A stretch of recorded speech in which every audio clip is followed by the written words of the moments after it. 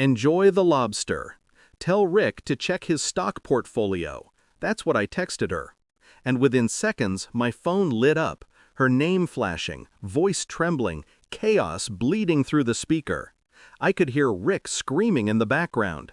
That sound? It was better than closure. It was confirmation. She said she had a late dinner with clients. She always said that.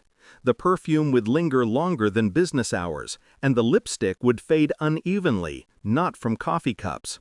I used to ignore the signs because love makes you blind. But betrayal? Betrayal gives you perfect vision. We'd been married 8 years, built everything together, or at least I thought we did. She used to sit beside me while I worked late nights. Coffee, laughter, plans for the future. "You're my safe place," she once said. I believed her.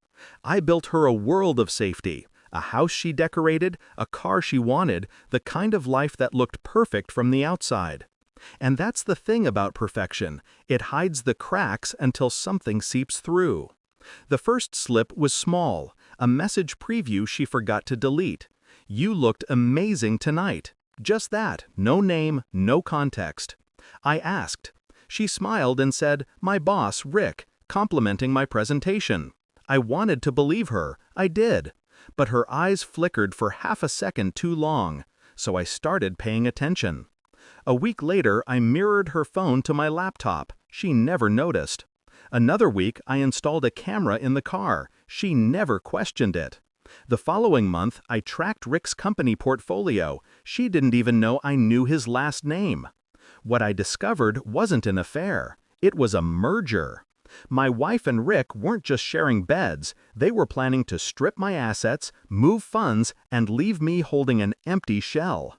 She had already opened offshore accounts in her name, using my company's credentials. When I read the first email she sent him, "Once he signs the transfer, it's ours," something inside me broke. But not the way you think. I didn't rage, I didn't throw anything, I just went quiet. Quiet men are dangerous. I spent 3 months rebuilding what she thought she'd already destroyed. Quietly transferring shares, liquidating accounts, placing everything under my new company, the one she didn't know existed. Then I let her continue her plan, feeding her small wins.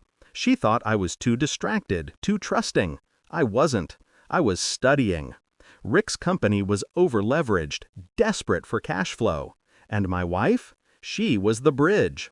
She convinced him I'd invest millions into his new expansion, money that no longer existed in my name. All I had to do was wait for her to send that final email, the one confirming the transfer.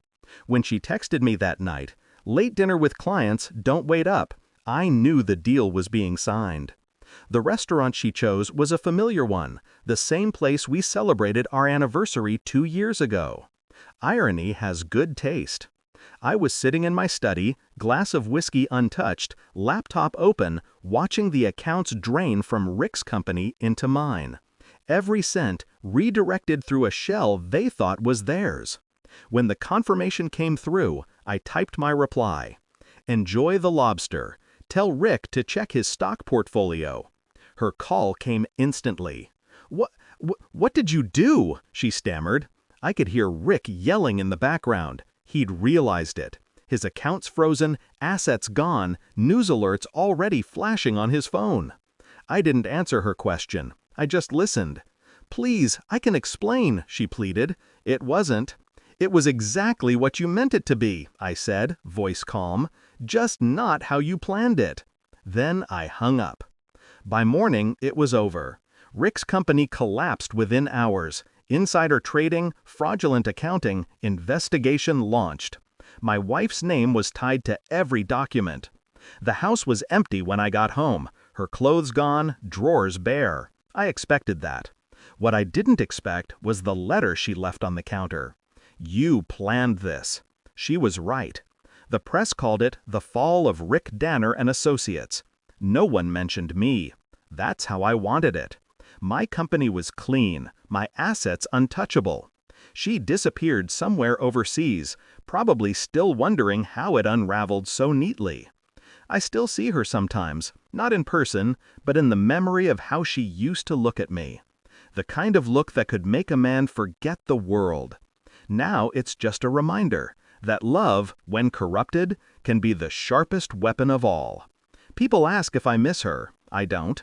I miss who I thought she was. I miss the idea of her, the woman who promised forever and meant it. But the woman she became, she deserved every ounce of silence I gave her. Revenge isn't rage, it's precision. It's the calm before the storm.